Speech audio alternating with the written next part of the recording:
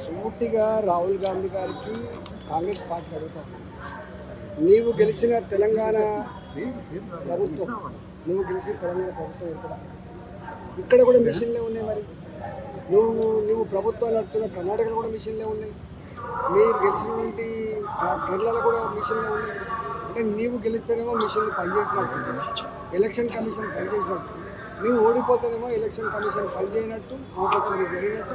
ఇది ఎక్కడ తీసుకున్న ఆలోచన? రెండవది, చాలా మందికి హైదరాబాద్ ఒక సంవత్సరం ఒక ఏరియాలో ఉంటాం, ఇంకో సంవత్సరం ఇంకొక ఏరియాలో ఉంటాం, ఒక సంవత్సరం కిరాయికి ఇంకో ఏరియా పోతాం, ఊర్లో ఓటు ఉంటుంది, పట్టణంలో ఓటు ఉంటుంది. ఇవన్నీ సరిచేయాల్సిన అక్కడ రెగ్యులర్గా జరుగుతూనే ఉంటాయి. ఈ ఓట్ల కొత్త నమోదు ప్రోగ్రాం కానీ, డబుల్ ఉన్న కాడ తీసేసుకునే ప్రోగ్రాం కానీ, ఈ నిరంతరంగా ఎలక్షన్ కమిషన్ చేసే ప్రక్రియ. ఇవాళ నేను ఒకటే కోరుతున్నా, బీహార్లో కూడా అది బార్డర్ మీద ఉన్నటువంటి ప్రాంతం, బంగ్లాదేశీలు ఇతర ప్రాంతాల వాళ్ళు వచ్చేది.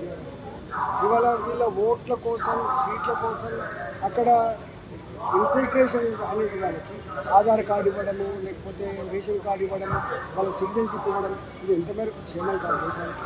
ఇవాళ రాజకీయాల కోసం, అధికారం కోసం దేశ భద్రతనే పరంగా పెడతా అంటే ఇది మంచి పద్ధతి కాదు. ఇవాళ ఇలాంటి చౌకబారు ఆరోపణలు మంచిది కాదు. Election commission autonomous body, election supreme court కూడా ఆల్రెడీ జడ్జిమెంట్ ఇచ్చింది. దాని ప్రకారంగా అది నడుస్తూ ఉంటుంది తప్ప దానికి పార్టీకి ఏం సంబంధం ఉంటుంది, ప్రభుత్వానికి ఏం సంబంధం ఉంటుంది? ఈ మాత్రం అవగాహన లేకపోతే ఎట్లా? కాళేశ్వరం ప్రాజెక్టుపై కావాలనే బీజేపీ కాంగ్రెస్ చేస్తుందంటుంది సార్. అసలైన తొలి వెలుగు. ఫాలో వాట్సాప్ @తొలి వెలుగు official.